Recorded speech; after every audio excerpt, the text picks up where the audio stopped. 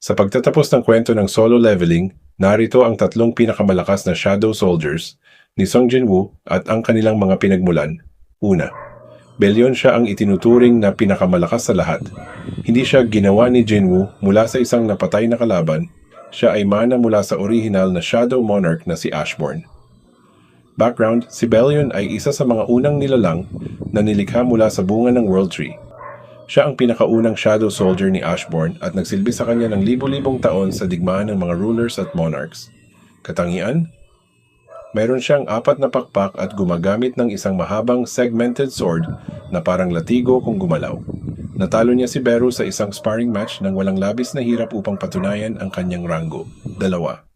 Beru siya ang paborito ng maraming fans dahil sa kanyang pagiging fanboy kay Sung Jinwoo at sa kanyang nakakatawang personalidad. Background, siya ang dating Ant King mula sa Jeju Island Raid.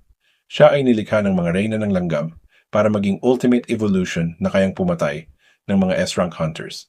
Matapos siyang talunin ni Jinwoo, siya ay naging anino at naging unang Shadow Soldier na may kakayahang magsalita. Katangian, napakabilis at may kakayahang makuha ang mga skills ng sino mang kinakain niya. Siya rin ang nagsisilbing healer at tagapangalaga ng pamilya ni Jinwoo sa ilang pagkakataon. 3. Igris siya ang pinakaunang elite na nakuha ni Jinwoo at ang pinakamatapat at formal sa lahat ng kanyang mga sundalo.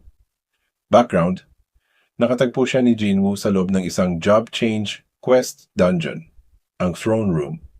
Siya ang Blood Red Commander Igris na nagbabantay sa trono. Kahit na mas malakas siya kay Jinwoo nung una silang magkita, tinalo siya ni Jinwoo gamit ang talino at tsansa. Katangian, sa huling bahagi ng kwento, nabunyag na si Igris ay isa rin sa mga orihinal na general ni Ashborn na sadyang nagpahuli sa dungeon upang subukan kung karapat-dapat ba si Jinwoo sa kapangyarihan ng Shadow Monarch.